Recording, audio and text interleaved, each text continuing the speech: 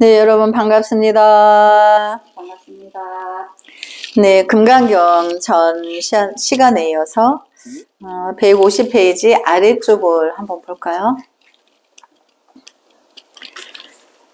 수행에 성공한 사람을 선종에서는 대철대오했다고 하는데 금강경에서는 이를 아누따라 삼맥삼보리, 즉 무상정등각이라 합니다. 그러니까 우리가 이제 불법에 깨달음을 두고 여러 가지 용어를 쓰죠.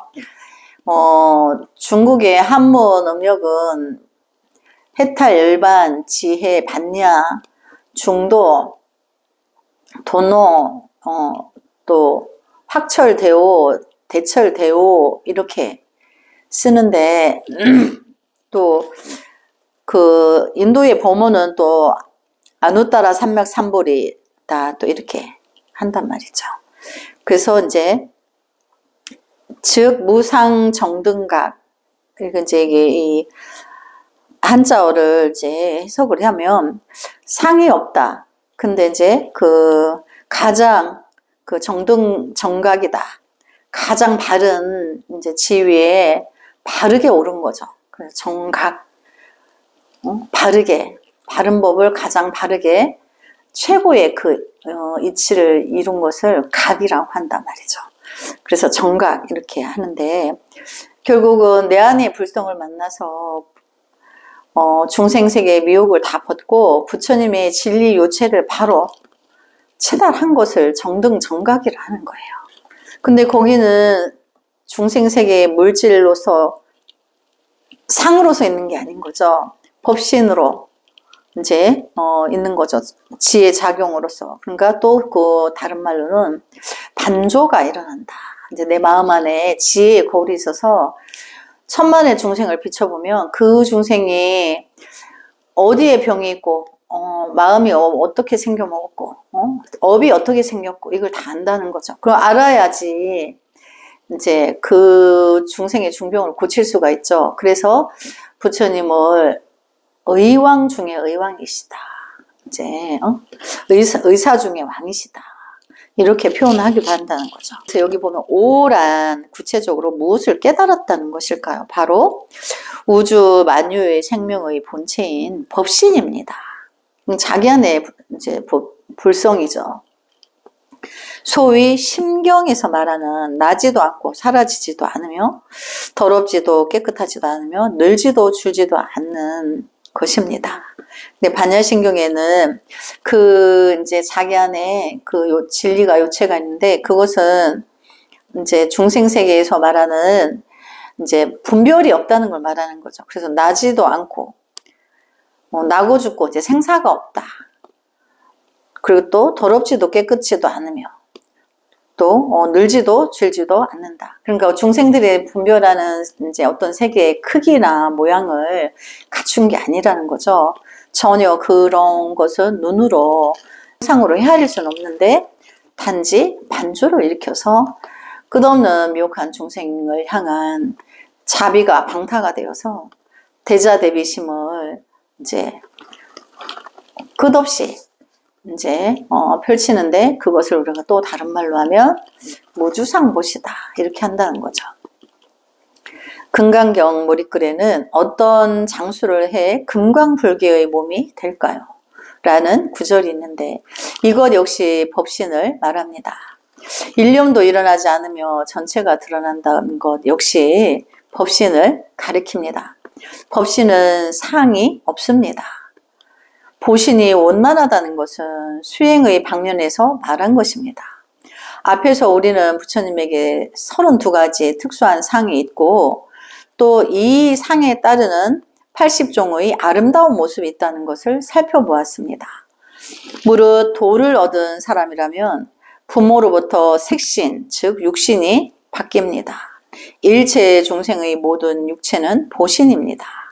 그러니까 보신이라는 것은 우리 신체의 그 다양한 신경 조직이나 근육이나 혈관 자체나 이런 모든 조직을 보신이라 한다 했죠. 그래서 일체 중생의 모든 육체는 보신입니다. 일생을 아주 편하고 행복하게 보내는 것은 그의 선한 업보의 결과로 얻은 보신 때문입니다.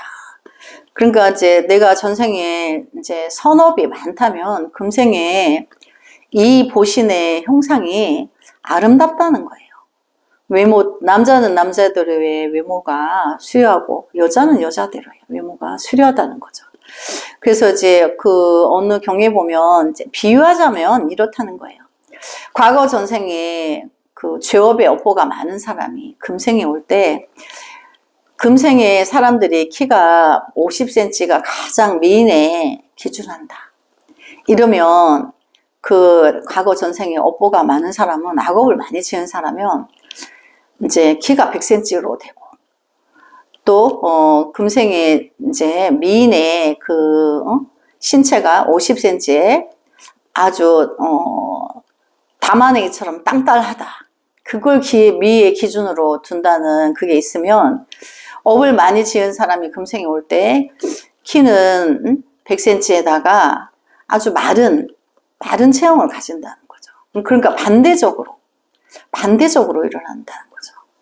그래서 업은 그렇게 어느 시대에는 이제 마른 사람이 키가 2m인 사람이 마르고 그런 사람이 미의 기준인데 그 전생에 업보가 많으면 키는 작고 또 담아내기처럼 땅따라여서 난쟁이로 이렇게 그게 이제 업의 기능이 반대적으로 작용을 한다는 거예요. 그래서 일생을 아주 편하고 행복하게 보내는 것은 그의 선한 업보의 결과로 얻은 보신 때문입니다. 어떤 사람은 일생을 견디기 힘든 고통 속에서 살아가는데 그것은 과거의 생애에서 그가 심은 악의 씨앗 때문입니다. 그 악의 씨앗으로 말미암아 지금의 보를 갖게 된 것입니다. 그러니까 이제 육체도 그렇지만 나에게 환경에 이제 주변에 일어나는 상황들이 내가 과거에 악의 씨앗을 많이 심었으면 그 악의 인연들이 이제 만나죠. 원수를 외나무 다리에서 만나는 것처럼 시기가 다를 뿐 어쨌든 그 상황이 만나져요. 근데 내가 이제 선업을 많이 뿌렸다면 금생에 오면 선과의 상황들에 대해 환경을 장식한다는 거죠. 그래서 어쨌든 지금 그 과거 전생의 선과로서 나의 환경이 선한 이치로 돌아가는 사람도 더더욱 선의 씨앗을 뿌려야 되고 왜 금생에 뿌린 씨앗과 금생에 지은 모든 선행과 악과는 다음 생을 이제 예지하기 때문에 그런 거죠. 그래서 도를 성취한 수도자는 보신이 바뀝니다. 그렇죠. 우리가 그 악의 씨앗으로 악의 환경이 나한테 치달았는데 살다가 보니까 너무 견디기가 힘들고 그래서 이제 도피하듯이 출가를 하는 경우가 있어요. 근데 이제 보통 스님들이 출가를 할 경우에 80%는 70% 정도, 80% 정도에서는 몸이 아파가지고 출가를 하게 돼요. 나머지는 또 다른 이제 원인들이 있죠. 근데 이제 그 몸이 아픈 것 때문에 일상이 안 되니까. 그리고 또, 어떤 사람은 자기가 사회여서 이제 적응을 못 해서. 근데 이제 산에 들어와서 부처님 공부하고 세월이 10년, 20년, 30년 이렇게 가다 보면 그 사람의 상호가 바뀌어요, 얼굴이. 그래서 본래 얼굴이 이제 악의 결과로서 살았는 찌든 그 모습이 다 씻겨와서 나중에는 본래 그 얼굴인데 느낌이 다른 거죠. 부처님처럼 모든 이에게 이제 유한 인상을 줄 수 있는 그런 상호로 바뀐다는 거죠. 그래서 도가에서 말하는 병을 제거하여 생명을 연장하는 것이나 장생불로라는 것도 바로 보신이 바뀌는 것을 말합니다. 보신의 수련이 완벽한 원만한 경지에 이르면 전신이 환골탈태하고 일체의 신통을 갖추게 됩니다. 그렇지만 이것은 어렵고도 어려운 일입니다. 보신을 원만히 하기가 지극히 어렵다고 하는 것도 이 때문입니다. 그렇죠. 이제 공부를 하다 보면 병고로에서 이제 죽을 것 같아서 살 날이 얼마 안 남아서 절에 와서 수행을 하다가 보니까 수명이 연장이 되었어요. 어떤 업을 벗고 이제 몰랐던 세계를 깨닫고 자기가 이제 그 심이 정화가 된 거죠, 마음이. 그래서 이제 그 사람이 병을 낳으면서 이제 상호도 바뀌게 되는 거죠. 그러나 그렇게 하기가 쉬운 건 아니라는 거죠. 도가에서 흔히 말하는 숙이니 수맥이니 기경팔맥을 통하게 하는 것이나 밀교에서 말하는 삼맥칠륜을 닦아 통하게 하는 것은 모두 보신의 수련에 치우친 것입니다. 그러니까 이제 보통 이제 우리가 뭐 도가, 유교, 도교 이런 게 있죠. 이제 그런 데서 말하는 수행은 남들에게 어떤 실력을 과시하기 위해서 공중부양을 한다든지 뭐 내가 기맥을 수련해가지고 내가 호리병 속에 내 몸을 집어넣는다든지 이제 기이한 현상을 보이는데 그거하고 자기 안에 그 죄업을 깨뜨리고 자기 안에 부처를 만나서 부처의 성품으로 세상을 사는 거하고는 전혀 관계가 없는 거죠. 그래서 이제 이에 반해 지관이니 연불, 참선과 같은 것은 법신의 수련에 치우친 것입니다. 그러니까 내 안에 법신을 만나기 위해서 나의 본래의 부처의 성품인 자성을 만나기 위해서 이제 지관, 이제 호흡을 가볍게 들이쉬고 서서히 내뿜고 지자는 그칠 지자예요. 그 호흡을 통해서 자기의 안이비설신의 육군육식, 오온, 칠식, 팔식을 이제 산만하게 일어나는 것을 이제 불꽃이 장작에 불꽃이 이제 일어나고 있는데 그 호흡 명상관을 통해서 그 불꽃을 끄는 것과 같아요. 그래서 나의 분별이 잠시 쉬고 깊은 이제 그 내공으로 내 안에 불성을 만나서 나의 불성은 도대체 어떻게 생겼을까? 왜냐하면 남이 백날 말해줘도 소용없고 내가 직접 체험하지 않으면 모르는 거죠. 예를 들자면 간장, 된장 이렇게 만드는 방법을 안다고 해서 간장 맛과 된장 맛을 언어로 전할 수 없죠. 똑같아. 그러니까 직접 맛을 봐야 되는 거죠. 그래서 불법이 이제 지관이니 연불이니 참선과 같은 법신의 수련에 치우친 것입니다. 보신의 수련에 성취가 있으면 자신의 육체 이외에 또 다른 육체가 생기게 되는데 이것이 바로 화신의 작용입니다. 그러니까 내가 이 몸이 여기 있는데 저쪽 어느 시공을 초월해서 어떤 공간에 나를 놔두기도 한다는 거죠. 그거를 이제 화신의 작용이다. 이상에서 말한 것이 법신, 보신, 화신의 대략적인 내용입니다.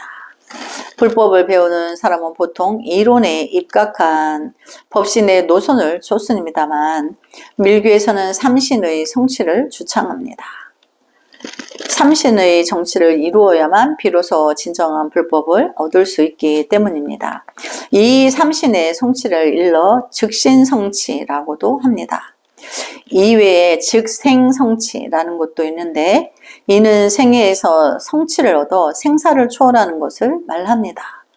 즉 즉신성취는 이론적으로 볼 때 즉생성취에 비해 더 어렵습니다. 부모로부터 받은 이 사대의 색신이 바뀌기 위해서는 개정해 뿐만 아니라 온갖 수행의 방법이 모두 필요하기 때문입니다. 이런 수행을 통해 색신이 완전히 바뀌게 되면 그때야 비로소 즉신 성취가 원만하게 이르렀다고 할 수 있습니다.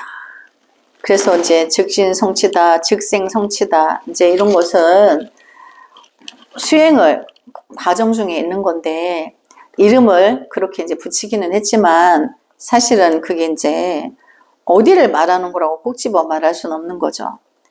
그래서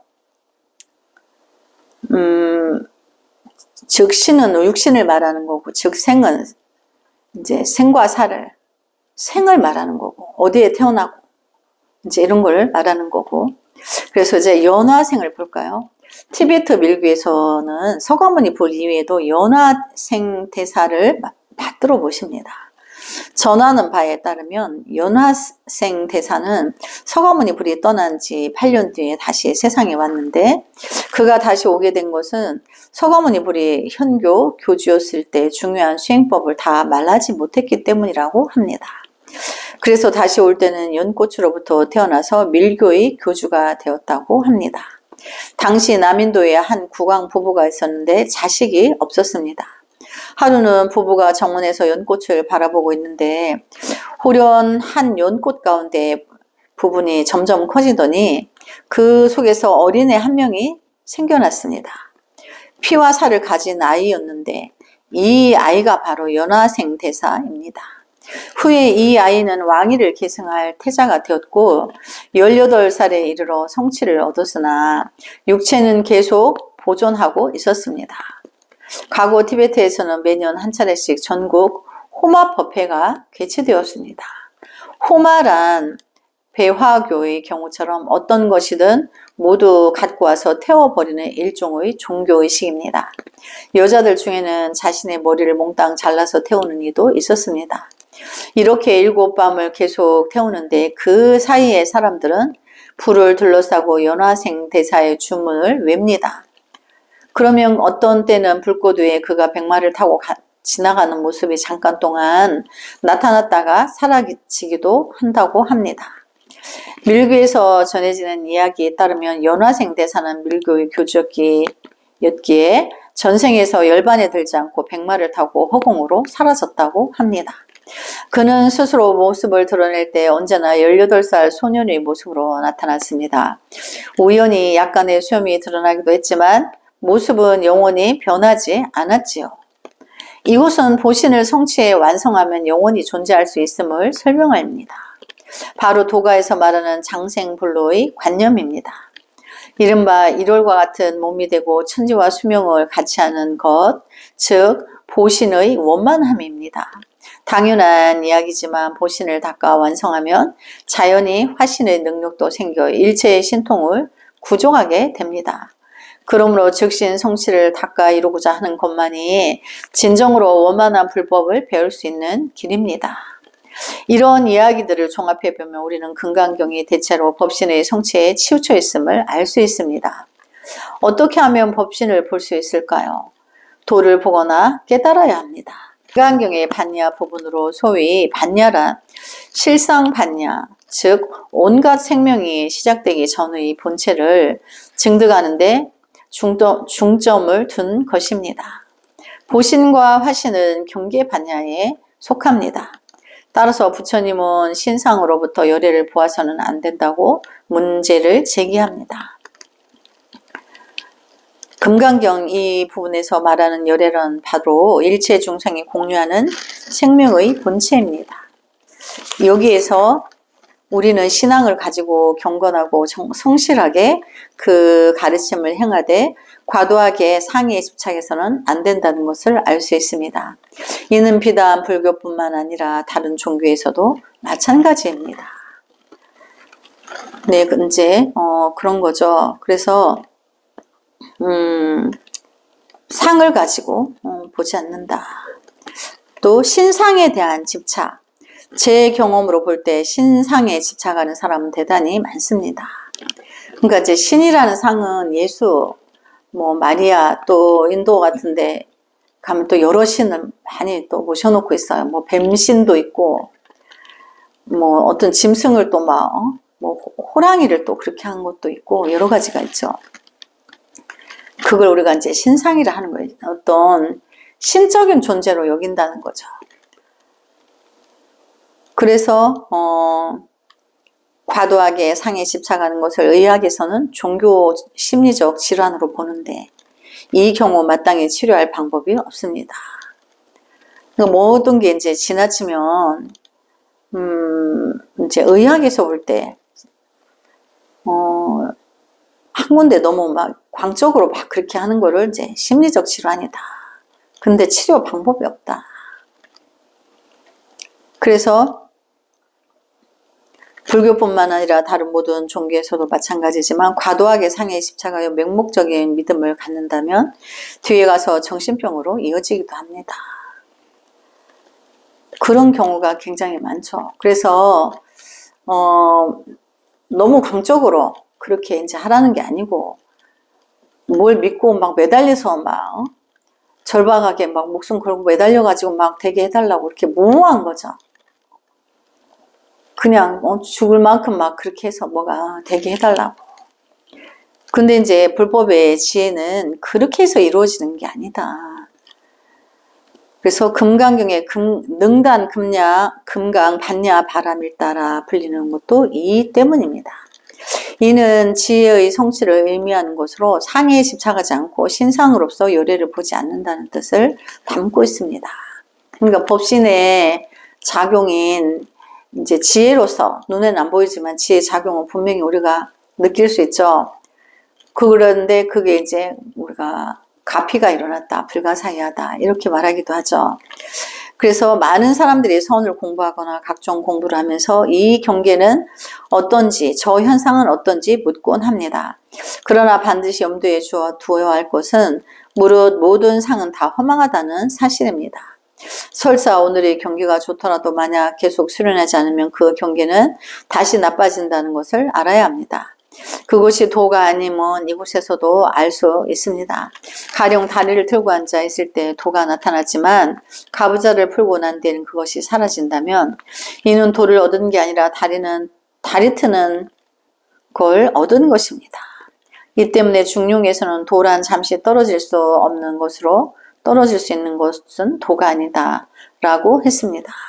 또한 심경에서는 나지도 않고 사라지지도 않으며 더럽지도 깨끗하지도 않으며 늘지도 줄지도 않는다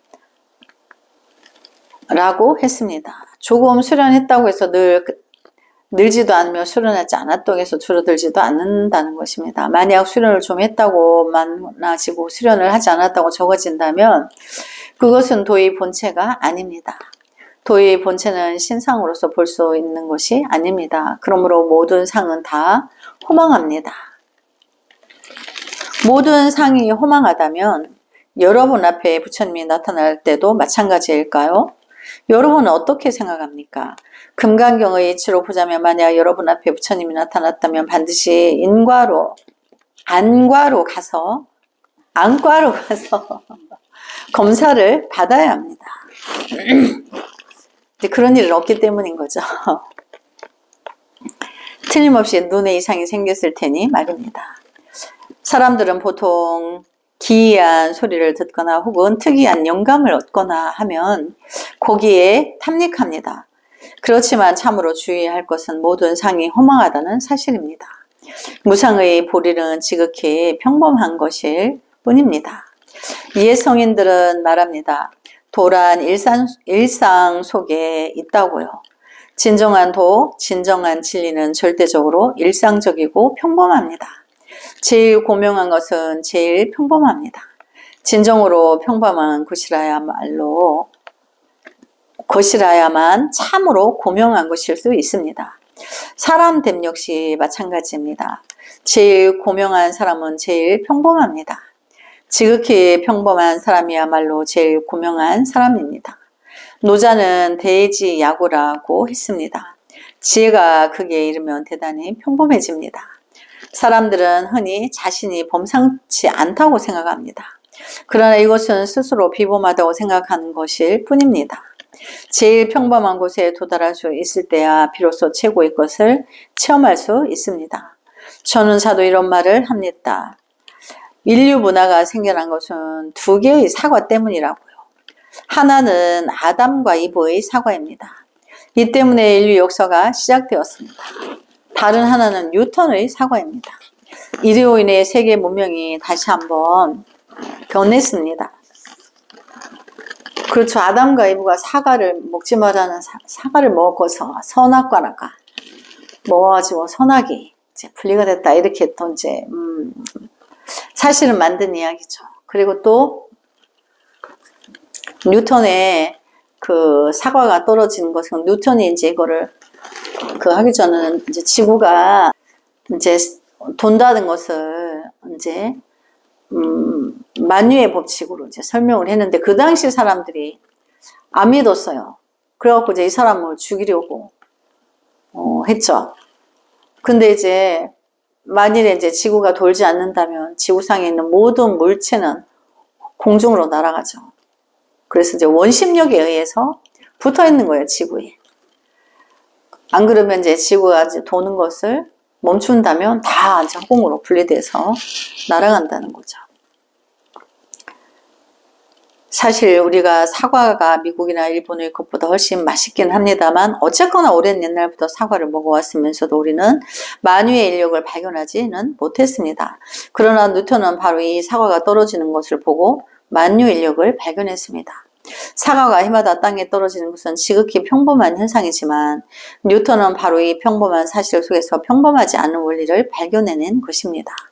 물을 끓이거나 밥을 지을 때 수증기가 생기는 것은 지극히 일상적인 현상이지만 제임스 와트는 이것을 보고 전기기관을 발명해냈습니다. 마찬가지로 일체의 사물은 가장 평범한 것 속에 평범하지 않은 것이 있습니다. 우리가 불법이나 도를 공부할 때는 신기한 것이나 비범한 것에 대한 어떤 기대를 해서는 절대로 안 됩니다. 인생의 가장 평범한 곳에 도달할 수 있을 때야 비로소 불법을 한다고 할 수 있습니다. 그러니까 우리가 이제 도를 수행하는 사람들이 도가 저 높은 곳에 있다고 이제 이렇게 착각하는 것을 하면 안 된다. 가장 평범하고 일상적인 것이 진정한 거기에 이제 도가 있다는 것을 말하는 거죠. 그래서 모든 상은 다 허망합니다. 비단 부처님뿐만 아니라 인간 세상 일체의 상에 집착하지 않아야 합니다. 어떤 때에도 상에 집착하지 않아야 비로소 요래를 볼 수 있으며 자성의 법신을 볼 수 있습니다. 이것이 제 오품의 결론입니다. 대단히 중요합니다. 더욱이 우리처럼 평소에 수지하는 사람들에게는 특별히